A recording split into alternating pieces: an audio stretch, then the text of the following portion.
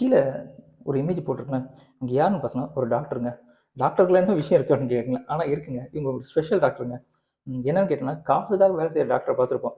ஆனால் மக்களுக்காக சேவை செய்கிற டாக்டரை பார்த்துருக்குமா? இவங்க தாங்க அவங்க. இவங்க பேர் ஃபஸ்ட் சொல்லிடுறேன். இவங்க பேர் சுப்ரியா தங்கராஜ். இவங்க பார்த்தீங்கன்னா, திருநெல்வேலி மாவட்டத்தில் இருக்கிற சக்கரங்கோயில் பக்கத்தில் இருக்கிற கரியம்பலம் அந்த நல்லூரில் வந்து மேம்படுத்தப்பட்ட அரசு சுகாதார நிலையத்தில் டாக்டராக வேலை செஞ்சுட்டு இருக்காங்க. என்ன விஷயம் கேட்டிங்கன்னா, எல்லாரும் பேஷண்ட்டை வந்து பேஷண்ட்டாக தான் பார்ப்பாங்க.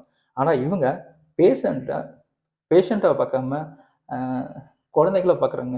வரவங்ககிட்ட அன்பா, ஆதரவா அவங்க பண்ணுற அந்த ட்ரீட்மெண்ட்டே வந்து வேற லெவலில் இருக்குங்க. அந்த வீடியோ பார்க்கும்போது இப்படிலாம் கூட ஒரு பெண் டாக்டர்லாம் இருக்காங்களா அப்படின்னு நம்மளுக்கே ஆச்சரியமா இருக்கு.